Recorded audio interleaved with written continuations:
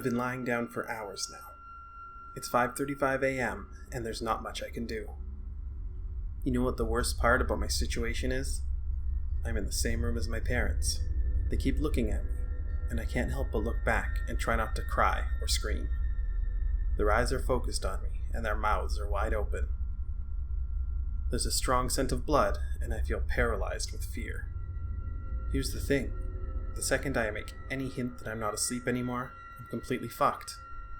I'll die, and there's nobody around to save me. I've been trying to think of a way out, but the only idea I have is to rush for the front door and scream for help, hoping any neighbors hear me. It's risky, but if I stay here, I'll surely die. He's waiting for me to wake up and see his masterpiece. You're probably wondering what's going on. I tend to get ahead of myself sometimes. About 3 hours ago, I heard screaming from the other side of the house. I got up and went to check on the noise before realizing I had to use the restroom. Instead of doing the smart thing and investigating, I used the bathroom first. I could have gotten myself killed right then for my stupid actions.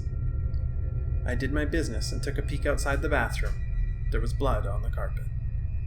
I got very worried and ran back to my room, hiding under the sheets like the pussy I was. I tried to convince myself to go back to sleep, that it was just some really vivid dream or something. But I heard my bedroom door open. Like the terrified child I was, I peeked out from under my blankets to see what was going on. I could see something dragging my dead parents into the room. It was not human, I can tell you that. It was hairless, with no eyes or clothing.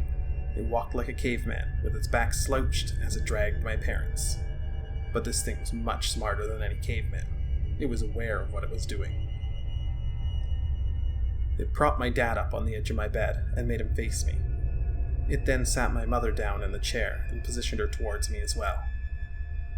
It then started rubbing its hands on the walls, staining them with blood, and then drew a circle with the devil's pentagram in it. This thing had made what it would probably call a masterpiece.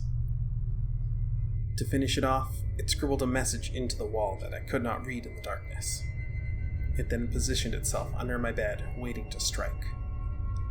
The scariest thing now is my eyes have adjusted to the darkness since then, and I can read the message on the wall. I don't want to look at it, because it's terrifying to think about it, but I feel I need to see before I'm killed. I peek at the creature's masterpiece. I know you're awake.